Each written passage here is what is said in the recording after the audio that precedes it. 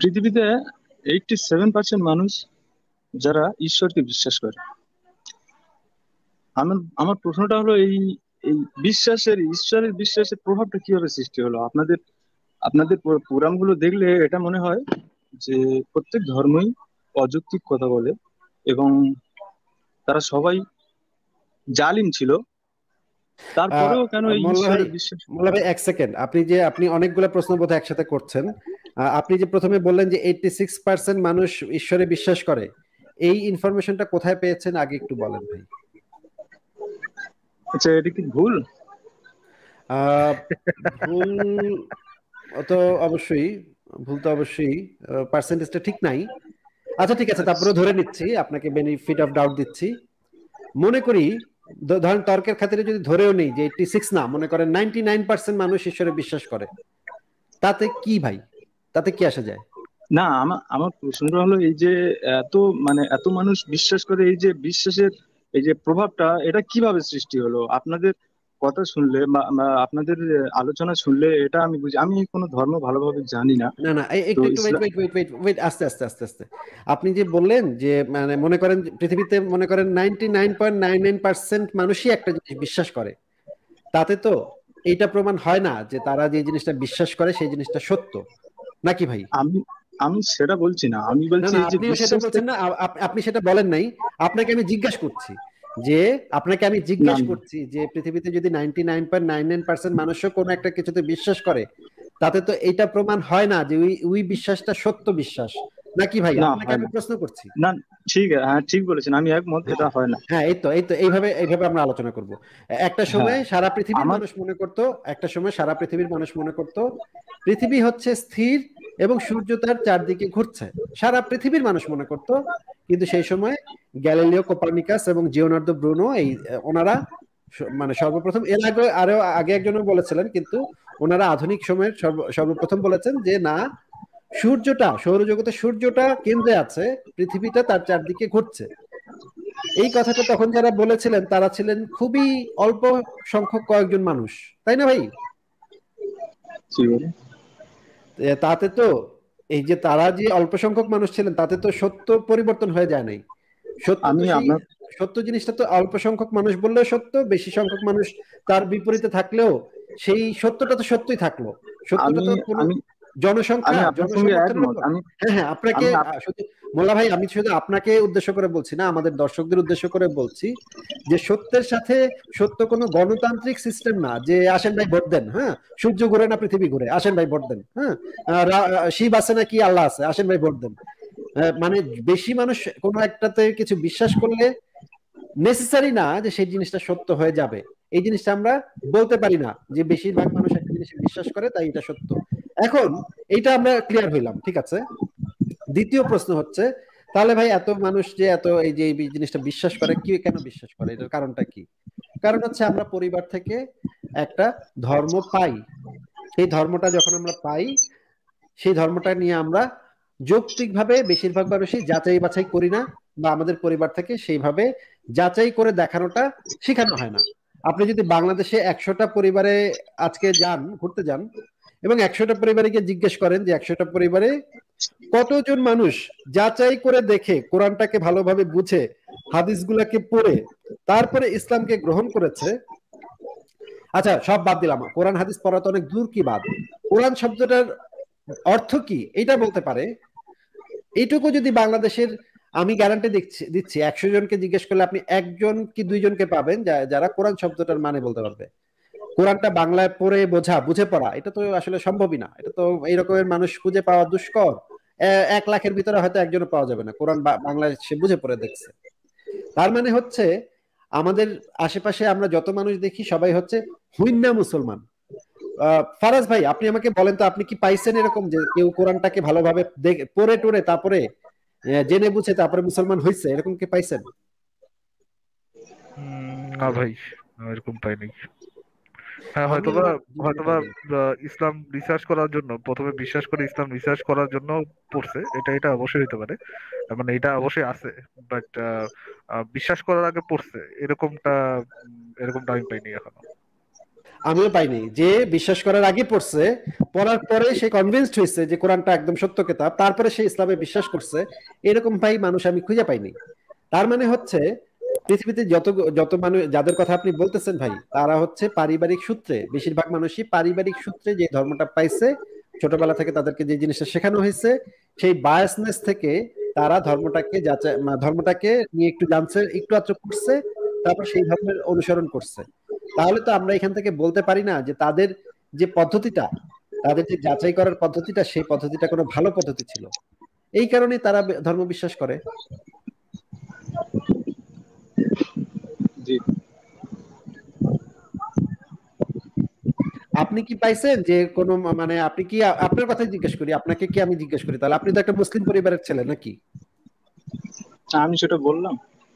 না না, আপনাকে জিজ্ঞেস করছি, বলেন নাই তো দেখি তো জিজ্ঞেস করছি। যে এটা আমি ব্যক্তিগত মনে করছি, বলতে চাচ্ছি না। আচ্ছা, ব্যক্তিগত মনে করছেন, ঠিক আছে মনে করেন। আচ্ছা ঠিক আছে, মনে করেন আপনার পাশের বাসার একটা মুসলিম পরিবারের ছেলে, আপনার মানে প্রতিবেশী, সেই প্রতিবেশীটা কি ইসলাম ধর্ম জেনে বুঝে তারপরে ইসলাম ধর্ম গ্রহণ করেছে, নাকি তাকে ছোটবেলা থেকে শেখানো হয়েছিল, সে আর যাচাই বাছাই করার প্রয়োজন মনে করে নাই? না ভাই, এরকমই আপনি যেটা বলছেন, কিছু মানুষ অবশ্যই আছে যারা যাচাই করে না আপনি তাদের কি যাচাই বাছাই করে জন্মগ্রহণ করছেন, নাকি আপনি যাচাই বাছাই ছাড়াই জন্মগ্রহণ কিছু করছেন? কিছু মানুষ অবশ্যই আছে যারা যাচাই করে বিশ্বাসে অটল আছে। মানে তারা না না এটা তো না, আপনার যা, কোশ্চেন করে নাই তো। মুসলিম এটা তো পরিবারে রায়হান জন্ম ভাইয়া, হয়েছে রায়হান ঠিক ভাইয়া, কথা। রায়হান ভাইয়া, আপনাকে হ্যালো। তো এই কোশ্চেন করে নাই। আপনি যে উত্তর দিচ্ছেন সেই উত্তর তো সেই প্রশ্ন তো করেই নাই আসিফ ভাই। হ্যাঁ আসিফ ভাই আমাকে যেটা বলছে সেটা আপনাকে বলতে দিব, অবশ্যই বলতে দিব। আচ্ছা ঠিক আছে, আপনাকে বলতে দিচ্ছি, আপনি প্লিজ হ্যাঁ, বলার আগে আসিফ ভাই কোশ্চেন একটু আমাকে রিপিট করুন। আমাকে প্রশ্ন করলো যে আমার আশেপাশে কেউ কি এরকম মুসলিম আছে যে সে যাচাই করে মুসলিম, না জন্মগতভাবে বাপ মার শেখানো মুসলিম, এই প্রশ্নটাই করলো। এক্সাক্ট হয় নাই তো কোশ্চেনটা।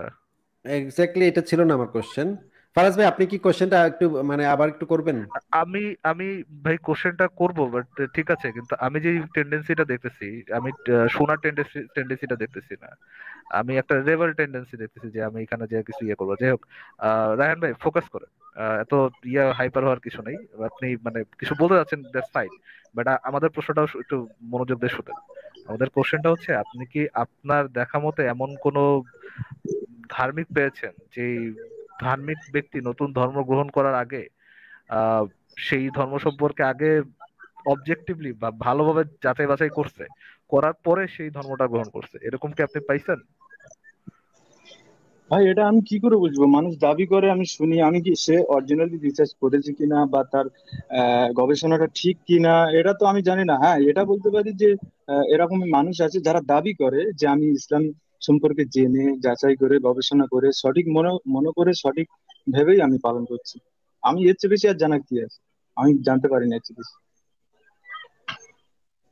তাদের আচ্ছা দাবিটাই শুধুমাত্র এরকম দাবি আছে, হ্যাঁ, এরকম দাবি আছে যে আমি এরকম যাচাই দাবি তো বাছাই করে এরকম দাবি এরকম দাবি আমি আছে, জানি। কিন্তু কিন্তু যে জিনিসটা দেখা যায় যে এরকম দাবি যারা করেনও, তারা তাদের রিসার্চটা প্রপার না। তারা হয়তো বা শুনছেন শুনছেন মনে করতেছেন, তারা সেটা তার আমি তো যাচাই করছেন, সেটা কিন্তু আমি এরকম না। কিভাবে জানবো ভাই সে রিসার্চটা, তার আমাদের রিসার্চটা আমাদের সঠিক কি? পয়েন্টটা, রায়হান ভাই, আমাদের পয়েন্টটা এটা যে আহ, মানুষ যেটা বিশ্বাস করে সেটা সম্পর্কে খুব ভালোভাবে জেনে বুঝে বিশ্বাস করা শুরু করে না।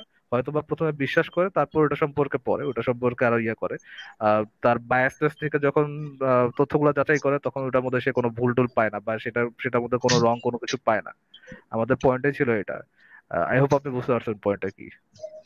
আমি পয়েন্টটা আচ্ছা বুঝতে পেরেছি। আচ্ছা, মোল্লা ভাই, মোল্লা ভাই আপনি কি কগনিটিভ বায়াস জিনিসটা কি, এই জিনিসটা কি জানেন, শুনেছেন কখনো নাম এটার? না, জানি না। আহ, এই বিষয়ে কি আপনি এটা না ফারাজ ভাই, কগনিটিভ বায়াস কি, সেই বিষয়টা কি আপনি একটু আমাদেরকে একটু এক্সপ্লেন করতে পারেন যদি আপনি চান? তারা বায়াসনেস মানে বুঝেন না, এটা কেমন কথা? আচ্ছা, বায়াসনেস মানে হচ্ছে যে আপনি যে বিষয়টা সত্য মনে করেন, ছোটবেলা থেকে জেনে আসছেন। আচ্ছা, আমি রায়হান ভাইকে একটু মিউট করে দেবো, এখান থেকে নয়েজ হচ্ছে। যে যে বিষয়টাকে আপনি সত্য মনে করেন, ছোটবেলা থেকে জেনে আসছেন এই জিনিসটা সত্য, সেটা আহ, সেটাকে মিথ্যা মনে করা, বা সেটাকে আহ, নিরপেক্ষভাবে যাচাই না করা যে টেন্ডেন্সি, সেটাকে বলা হয় বায়াসনেস। ফর এক্সাম্পল কোন একজন ব্যক্তি যদি আওয়ামী লীগের পরিবারে জন্মগ্রহণ করে, ধরেন আপনি এমন পরিবারে জন্মগ্রহণ করলেন যার ফ্যামিলি সবাই হচ্ছে আওয়ামী লীগ করে, এরকম পরিবারে যদি আপনি জন্মগ্রহণ করেন এবং ছোটবেলা থেকে শুনে আসেন যে আওয়ামী লীগ ভালো, আওয়ামী লীগের নেতারা ভালো, আওয়ামী লীগের জন্য দেশ স্বাধীন হয়েছে এবং আহ, দেশের যত ভালো কাজ হয়েছে সব আওয়ামী লীগই করছেন দল, আর বাকি সবাই চোর। আপনি যদি ওইরকম একটা পরিবারে জন্মগ্রহণ করেন, ওইরকম কথা ছোটবেলা থেকে শুনে শুনে বড় হন, আপনার আহ, ওই ধারণাটা মাথায় আসা যে আওয়ামী লীগই ঠিক, যেহেতু আপনি ছোটবেলা থেকে শুনে আসছেন, ওই ধারণাটা ইয়ে হয়ে যাওয়া, আপনার মনের মধ্যে গেঁথে যাওয়া, এবং ওইটার বিপক্ষে কোনো একটা কথা না শোনার যে টেন্ডেন্সি আপনার মধ্যে গড়ে ওঠে, সেটাকে বলে বায়াসনেস।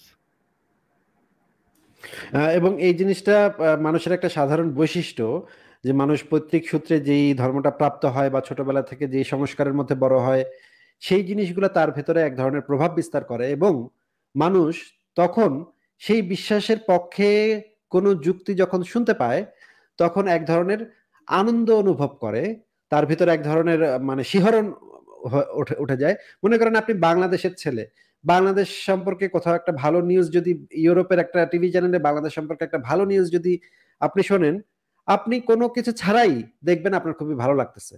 বা আপনি একজন ইন্ডিয়ার ছেলে, আপনি যদি মানে টিভিতে শোনেন যে ভারতের একটা খুবই সুনাম হচ্ছে কোথাও, আপনি কোনো মনের অজান্তেই দেখবেন আপনার ভিতরে একটা ভালো ফিলিংস হচ্ছে, আপনার খুশি খুশি লাগতেছে। বা বা আপনি যদি ইসলাম ধর্মের অনুসারী হয়ে থাকেন, ইসলাম ধর্ম সম্পর্কে অন্য কোথাও কোনো একটা ভালো কথা বলা হচ্ছে, এটা শুনলে আপনি দেখবেন যে আপনার ভিতরে একটা খুবই চমৎকার অনুভূতি হচ্ছে। এই জিনিসগুলা হয় কারণ হচ্ছে আপনি অবচেতন ভাবে মনে করেন, আপনার বিশ্বাসটাকে আপনি লালন করতে চান, এবং আপনি সেই সেই সংবাদ বা সেই সেই তথ্যগুলা শুনলে আপনার একটা সুখ অনুভূতি হয়, যে সেই বিশ্বাসটাকে শান্তি দেয়, সেই বিশ্বাসটাকে একটা স্বস্তি দেয়, যেই বিশ্বাসটা আপনি ধারণ করেন। এইটাকে বলা হয় কনফার্মেশন বায়াস বা কগনিটিভ বায়াস। আপনার প্রত্যেক মানুষের ভিতরে এই জিনিসটা থাকে। কিছু মানুষ সেই জিনিসটাকে উতরাইতে পারে, বেশিরভাগ মানুষ সেই জিনিসটাকে উতরাইতে পারে না। তারা ছোটবেলা থেকে যে জিনিসটা শিখে আসে, যে জিনিসটা জেনে আসে, সেটাকে সত্য বলে মনে করে, এবং সেটার সপক্ষের যুক্তিগুলাকে তার কাছে বেশি যৌক্তিক মনে হয়, আর সেটার বিরুদ্ধে যুক্তিগুলাকে সে মন থেকে দ্রুত মুছে ফেলে।